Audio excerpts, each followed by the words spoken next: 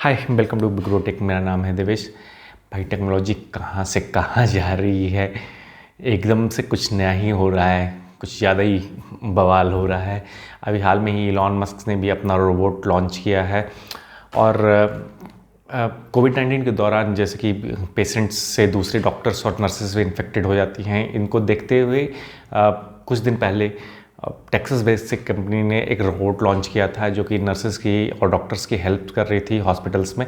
उस रोबोट को 120 हॉस्पिटल्स में डिप्लॉय किया गया था, और 120 दिन के लिए हॉस्पिटल्स में डिप्लॉय किया गया था। और वहाँ उसने नर्सेस और डॉक्टर्स की बहुत हेल्प की। और सबसे अच्छी बात थी कि वो रोबोट इन्फेक्टेड नहीं हो सकती थी। तो उसी को आगे बढ़ाते हुए फेमस रोबोटिक्स कंपनी जो है हांगकांग की, हैंसन रोबोटिक्स, जिसने पहले एक दूसरा रोबोट भी बनाया था 2016 में, अगर आपको याद हो तो सोफिया नाम का एक रोबोट बनाया था जिसका बहुत ही नाम हुआ था।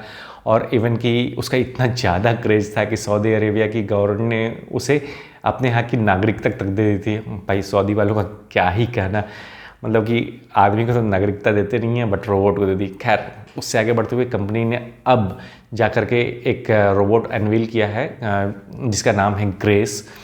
ये बेसिकली कोविड-19 के पेशेंट्स को हेल्प करने के लिए बनाई गई है। इसका बेसिक काम क्या है कि ये एक स्पीच थेरेपी दे सकती है, और ये पूरी तरह ह्यूमनाइड रोबोट है, यानी कि देखने में आपको बिल्कुल नर्स की तरह लगेगी। और इसका जो फेस है वो रबराइज्ड मटेरियल से बनाया गया है ताकि ये जब बात करे तो ह्यूमन फेसेस की तरह फेशियल एक्सप्रेशंस भी दे सके।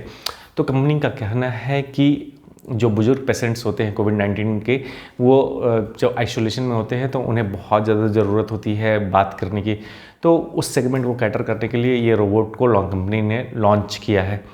फ़िलहाल ये रोबोट ट्रेंड है बात करने में इंग्लिश और मैंडरिन में। इसके अलावा भी इसे फ्यूचर में शायद और लैंग्वेजेस का सपोर्ट इसमें डाला जाएगा। वो तो कोई नई बात नहीं है, मतलब प्रोग्राम करके आप कुछ भी डाल सकते हो रोबोट के अंदर, अगर कंपनी ने इतना बड़ा रोबोट बना ही लिया है तो भाई, फ़िलहाल कंपनी का इरादा है कि इस रोबोट को वो लॉन्च करे कुछ एशियन मार्केट्स में, जैसे जापान, कोरिया, चाइना वगैरह वगैरह में ये लॉन्च करने का इसका प्लान है। और कंपनी कह रही है कि इस मंथ के अंत तक वो इसका कमर्शियल प्रोडक्शन भी शुरू कर देगी। तो ये रोबोट का सर्टेनली एक मार्केट है आज के दौरान, पैंडेमिक के दौरान, कि हॉस्पिटल्स इसको लेना चाहेंगे और इसको डिप्लॉय करना चाहेंगे। फ़िलहाल इस रोबोट को जो कीमत है वो काफ़ी ज़्यादा है, वो एक लग्जरी कार के बराबर है।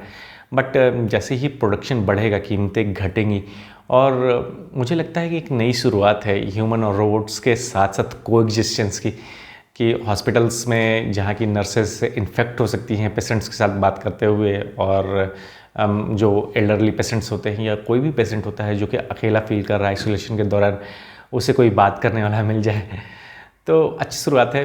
और आपका इसके बारे में क्या कहना है, आप मुझे कमेंट करके बता सकते हो। अगर आप चाहो तो इस चैनल को सब्सक्राइब कर सकते हो, इसको अपने दोस्तों के बीच फैला सकते हो। And thanks for watching.